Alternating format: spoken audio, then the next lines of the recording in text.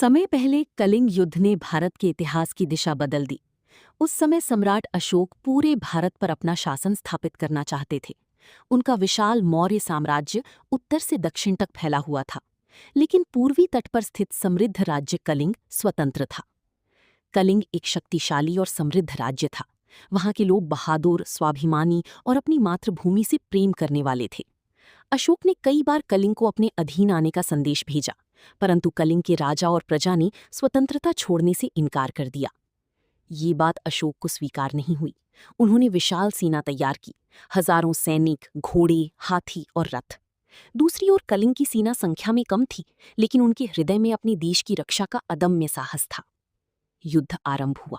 तलवारों की टकराहट, धनुषों की टंकार और हाथियों की चिंगार से धरती कांप उठी। कलिंग के योद्धा वीरता से लड़े। महिलाएं भी सैनिकों को पानी और उपचार देकर सहायता कर रही थीं। कई दिनों तक युद्ध चलता रहा। अंततः अशोक की विशाल सेना ने कलिंग पर विजय प्राप्त कर ली, लेकिन ये विजय अत्यंत भयानक थी। युद्ध भूमि पर हजारों शव बिखरी पड़ी थी। घायल लोग कराह रही थी। माताएं अपने पुत्रों को खोज रही थीं और बच्चे अपने माता पिता के लिए रो रही थी। जब अशोक युद्ध के बाद मैदान में पहुंची तो उन्होंने चारों ओर विनाश ही विनाश देखा। उनके पैरों के पास एक घायल सैनिक पड़ा था, जिसने अंतिम सांस लेती हुई कहा, राजन, यदि यही विजय है तो पराजय कैसी होगी। इन शब्दों ने अशोक के हृदय को झकझोर दिया।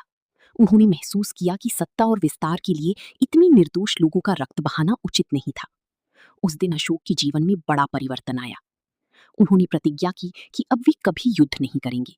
उन्होंने हिंसा का मार्ग छोड़कर शांति, दया और धर्म का मार्ग अपनाया।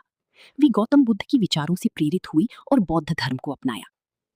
इसके बाद अशोक ने अपने राज्य में अस्पताल, सड़कें, कुएं और धर्मशालाएं बनवाईं। उन्होंने अपने संदेश पत्थरों और स्तंभों पर खुदवाए, जिन्हें आज अशोक की शिलालेख के नाम से जाना जाता है।